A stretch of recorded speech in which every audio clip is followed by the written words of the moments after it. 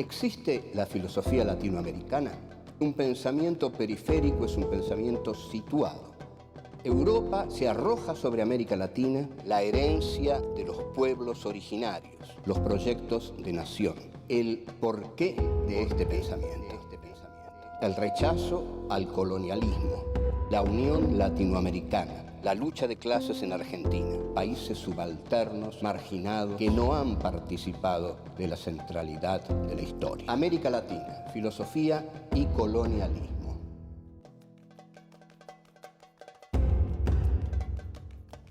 Encuentro 3. Los movimientos de independencia. 1. El tren del progreso. 2. Bartolomé de las Casas y la refutación del colonialismo. 3. La independencia de España y el papel de Inglaterra. 4. Los proyectos de nación.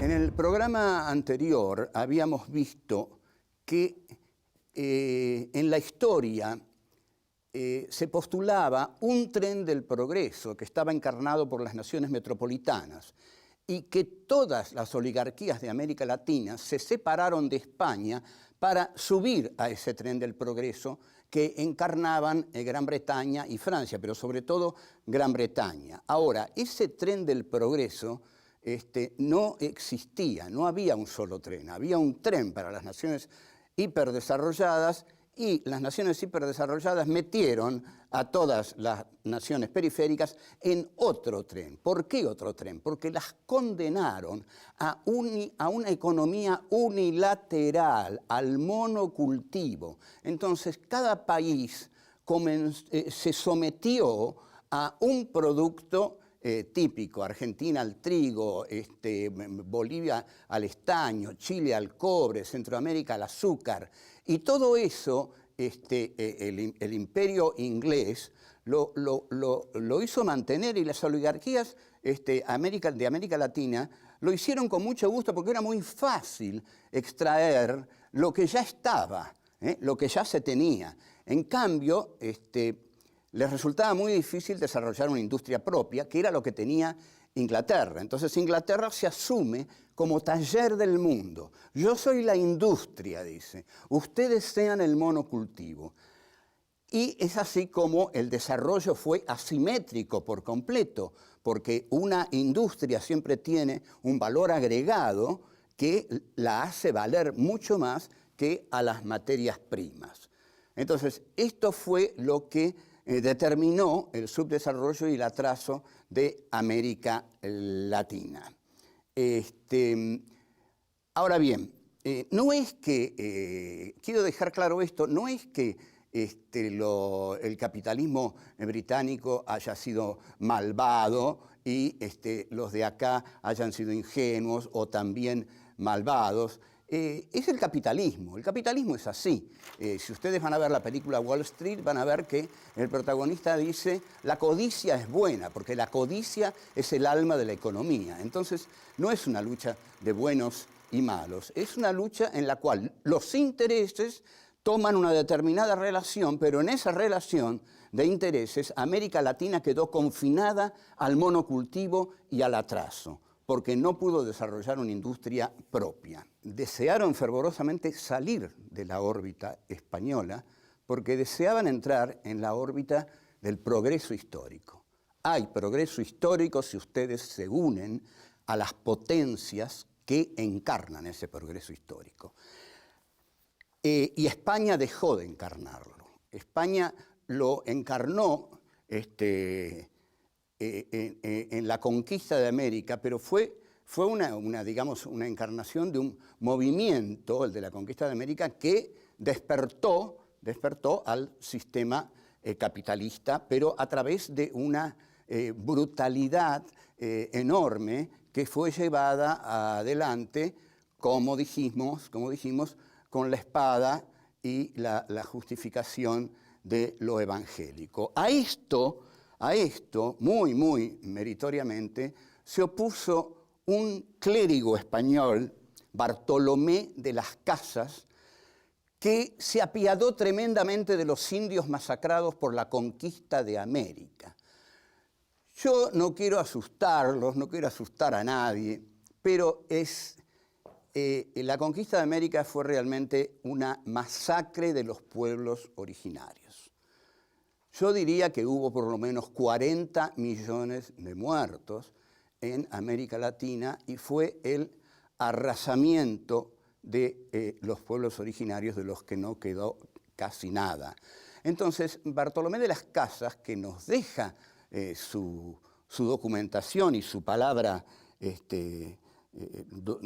adolorida, dice: ¿con qué autoridad habéis hecho tan detestables guerras a estas gentes que estaban en sus tierras mansas y pacíficas? Clarísimo lo de Bartolomé. ¿Con qué autoridad? Bueno, esto la monarquía española lo diría claramente, porque nosotros somos Occidente, porque nosotros somos los países de la civilización. Entonces, por eso hemos venido acá y hemos hecho estas atrocidades, señor fraile Bartolomé de las Casas, que usted está denunciando inútilmente, porque las vamos a seguir haciendo. Lo cierto es que las siguieron haciendo y que Bartolomé de las Casas pasa a la historia como un testimoniante que fue sensible al horror de la masacre de los pueblos originarios, pero que por supuesto no la pudo impedir, porque mal puede impedir un buen fraile todo un proceso histórico que se basa en la masacre de esos pueblos para lograr la extracción del metálico, del oro que hay en esa tierra que se ha conquistado. Volvemos.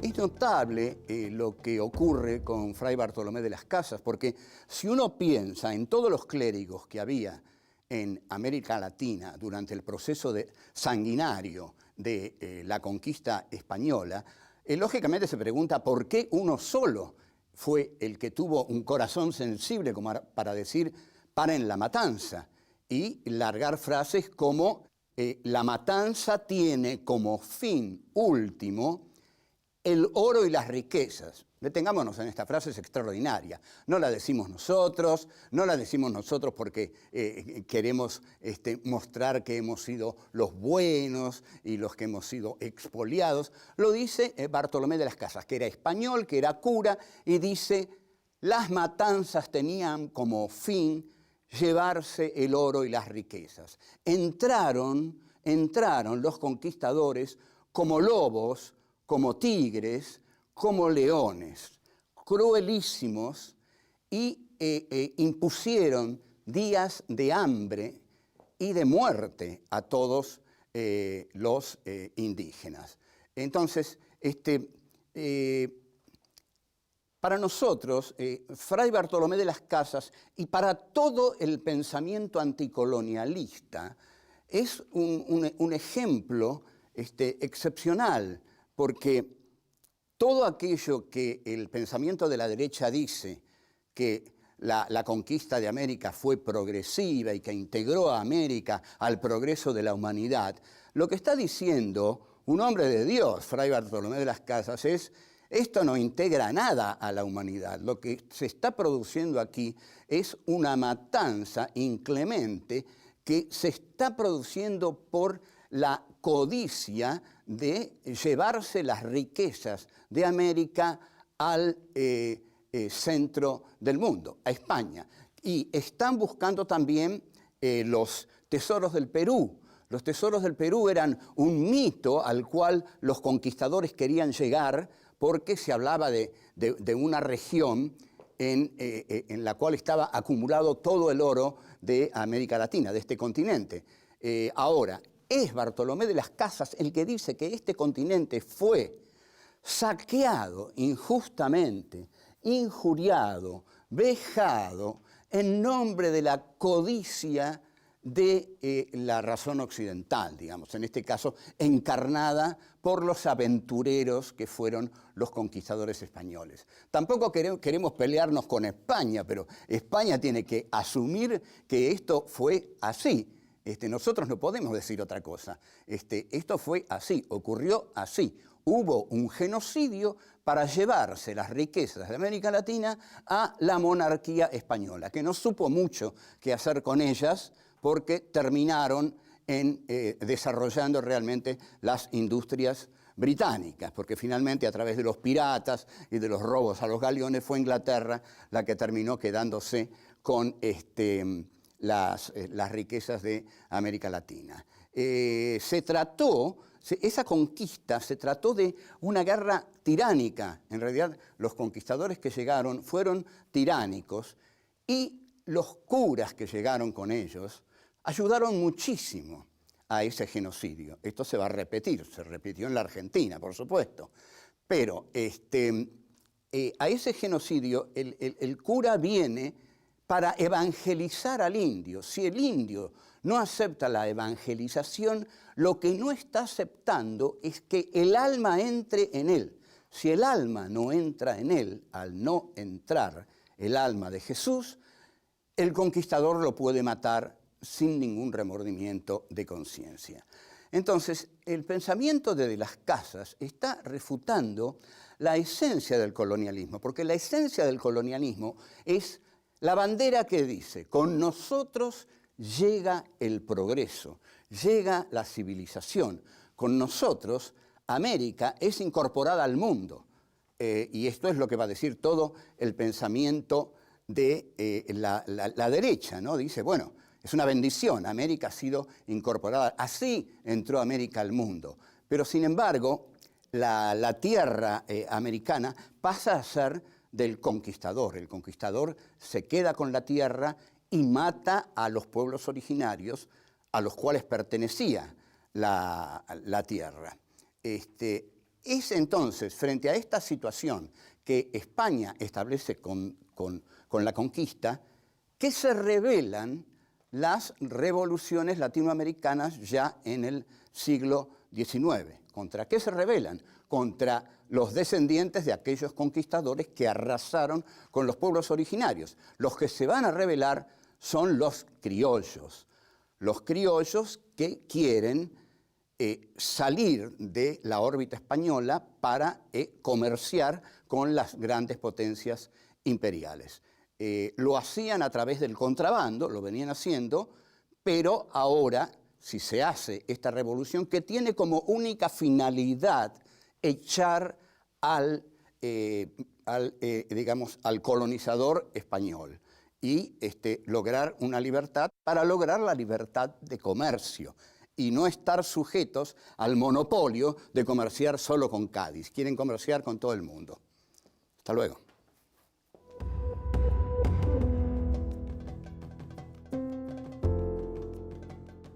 El pensamiento de José Carlos Mariátegui es muy preciso en señalar que las revoluciones de la América Latina no fueron revoluciones en el sentido de cambiar el orden social imperante.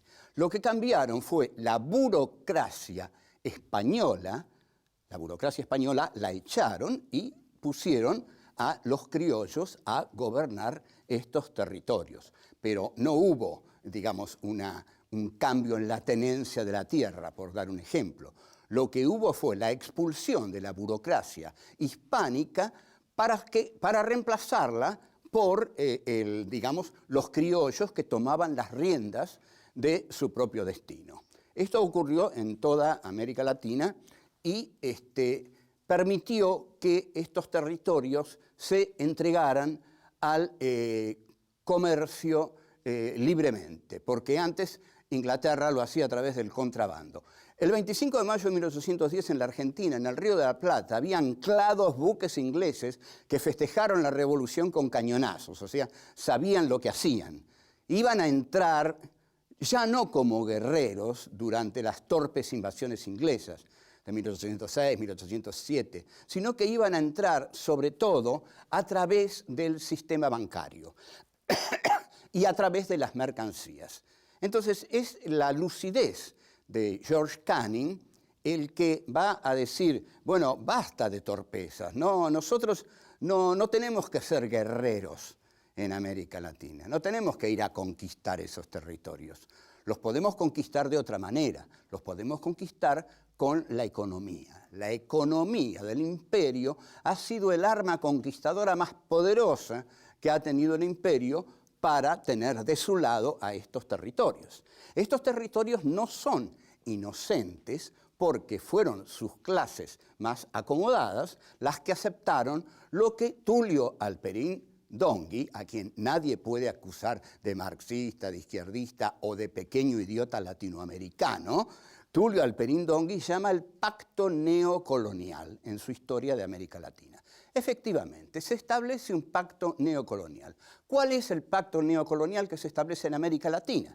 Bueno, Inglaterra va a ser el taller del mundo. Inglaterra nos va a proveer de mercancías, de todo lo que nosotros necesitemos que sea elaborado a través de la industria. Y los países de la América Latina van a tener que entregar en el intercambio a Inglaterra los productos de su tierra, los productos originarios de su territorio. Entonces, Argentina lo que entregó fue su trigo y su ganado, bueno, y así el azúcar fue fundamental en la zona del Caribe, y hay una muy, muy buena película que usted puede comprar ya inmediatamente o alquilar en su videoclub, que es Queimada, de Gilo Pontecorvo, con Marlon Brando, película en la cual Marlon Brando hace a Walker, un agente inglés que llega a esa isla y les dice, bueno, ustedes lo que tienen que hacer es liquidar a todos aquellos que se opongan al proyecto que los va a enriquecer. Y esos burgueses le preguntan, ¿cuál es el proyecto que nos va a enriquecer? Bueno, comerciar solamente con nosotros, dice el inglés. Vendernos el azúcar solamente a nosotros y nosotros les vamos a dar todo lo que necesiten. Les vamos a fabricar hasta las tacitas para tomar el té, hasta, digamos, los manteles, todo lo que quieran. Eso se lo da Inglaterra, porque Inglaterra, y esto lo había dicho ya Adam Smith en La riqueza de las naciones, Inglaterra tiene que funcionar como el taller del mundo y tiene que tener al mundo como su comprador, como su cliente. Y ese cliente, a la vez, tiene que entregarle a Inglaterra las materias primas para que el imperio pueda llevar adelante sus industrias. Lo que ocurrió con esto y lo que va a ocurrir es que una industria siempre tiene valor agregado, mientras que un producto primario es primario justamente porque no tiene valor agregado. Se lo entrega tal como se lo saca de la tierra. Por eso nuestras oligarquías latinoamericanas fueron infinitamente cómodas. Fueron algo así como el amo hegeliano, que, dice Hegel, se evapora en el goce, mientras que el esclavo es el que trabaja. Entonces, entregaron los productos primarios de América Latina e Inglaterra les entregó todo lo que necesitaban. Igual que en el sur de Estados Unidos. El sur le entregaba algodón a Inglaterra y en el sur hasta los manteles eran hechos en Inglaterra. Esta relación profundamente desigual explota en el crack del 29 y ahí es donde los países de América Latina se dan cuenta que tomaron un camino equivocado, que el tren de la modernidad no era para ellos. Bueno, chao, hasta luego.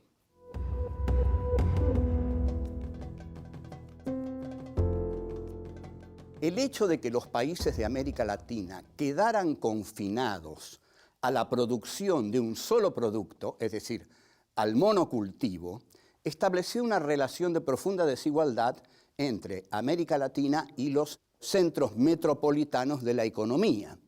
Entonces, se careció en América Latina de un proyecto nacional que integrara a los países a través de economías regionales autónomas que produjeran auténticamente distintos productos que no fueran importados, sino que sirvieran para el desarrollo interno de cada país. No hubo mercado interno.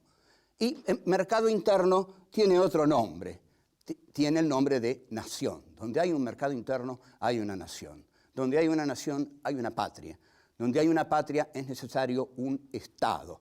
Entonces, en toda América Latina, lo que hubo fueron oligarquías que vivieron gozando de la abundancia fácil de los productos primarios, pero no construyeron un país, construyeron centros urbanos de goce de esas oligarquías. Un país se podría haber construido con el desarrollo integral del país, es decir, no sometiéndose a un único producto, sino desarrollando todos aquellos que el país pudiera desarrollar, con lo cual se hubiera creado el mercado interno, se habría podido dar trabajo, no habría sido necesario matar a tanta gente, sino que se la habría integrado a una economía justamente que podríamos llamar de integración económica. Pero para integrar económicamente a un país hace falta un mercado interno y una producción para ese mercado interno. Entonces, hubo quienes, por supuesto, se opusieron siempre a esta fácil economía de mandar a Europa lo primero que tenemos. A ver, ¿qué crece aquí? Bueno, aquí crece maíz. Nosotros hay azúcar, mandamos azúcar. Somos los dueños del azúcar. No, no, no. Entonces, hubo pensadores, hubo políticos que dijeron, no, pero en todos los tiempos, por ejemplo, Salvador Allende nacionaliza el cobre. Esta es una medida fundamental que indignó a Nixon y a la CIA. Apenas Salvador Allende nacionaliza el cobre, Nixon y Kissinger y el diario El Tribuno, que fue uno de los principales diarios que colaboró en la caída de Allende, y la ITT, y la Pepsi Cola y el Chase Manhattan Bank dicen, este es un gobierno al que hay que tirarlo abajo. Porque ¿cómo se atreve a nacionalizar el cobre? El cobre no es de Chile, el cobre es para entregarlo a los países que dominan el mercado mundial. Entonces, vemos que esto ha ocurrido en todas las épocas, ¿no? Que el gobierno de Allende cae, en gran medida, es decir, desde el comienzo su caída comienza a ser planeada por este tipo de medidas proteccionistas. Esta es la palabra. Siempre se han enfrentado el proteccionismo y el libre cambio. ¿Qué es el proteccionismo? El proteccionismo es muy fácil, es decir, miren señores, no nos manden máquinas de coser, porque las vamos a fabricar nosotros. Entonces, eso es proteccionismo económico. Y nosotros fabricamos nuestras máquinas de coser en lugar de que nos las envíen los ingleses. Pero se eligió el liberalismo. ¿Y el liberalismo qué es? Miren, mándennos sus máquinas de coser. Estamos abiertos a todo lo que nos quieran mandar y nosotros les enviamos lo que ustedes quieran. ¿Ustedes quieren que seamos monocultivistas? Bueno, para eso somos libres, elegimos libremente ser monocultivistas. Y ustedes libremente mándennos todos los productos manufacturados que nosotros podíamos hacer si fuéramos proteccionistas. Pero ¿cómo vamos a ser proteccionistas? Lo fue el Paraguay, pero porque tuvo un dictador, a Francisco Solano López, que era un dictador, y cerró el Paraguay. Claro, es cierto, en el Paraguay hubo astilleros, hubo un desarrollo capitalista profundo, independiente, autónomo, por eso tuvimos que arrasarlo al Paraguay, con 600.000 paraguayos muertos. Y esas cosas hay que hacerlas en nombre del progreso de la historia.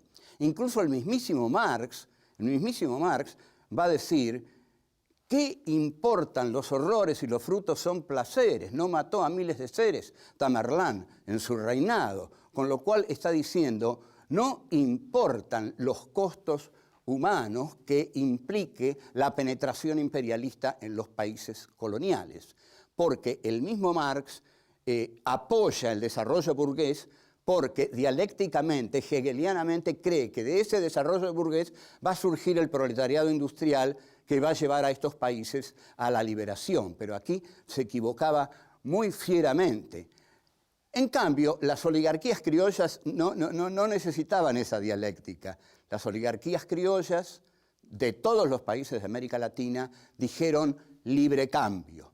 Libre cambio porque con el libre cambio nosotros enviamos las materias primas e Inglaterra nos manda los productos manufacturados. En cambio, un Estado proteccionista habría defendido la economía nacional y habría llevado a la economía nacional a fabricar autónomamente, internamente, aquellos productos que un mercado interno habría reclamado.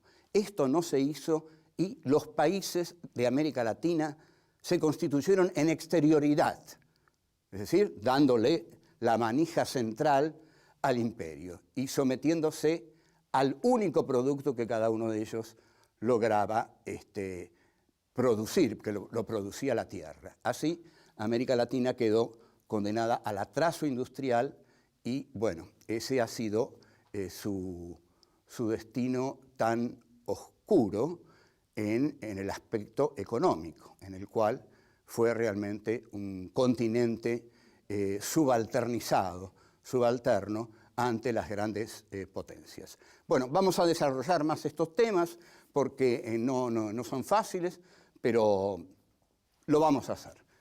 Hasta luego.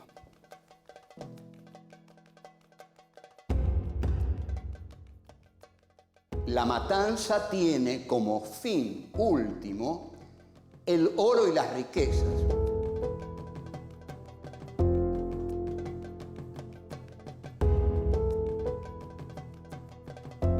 Para llevarse las riquezas de América Latina a la monarquía española, que no supo mucho qué hacer con ellas porque terminaron desarrollando realmente las industrias británicas.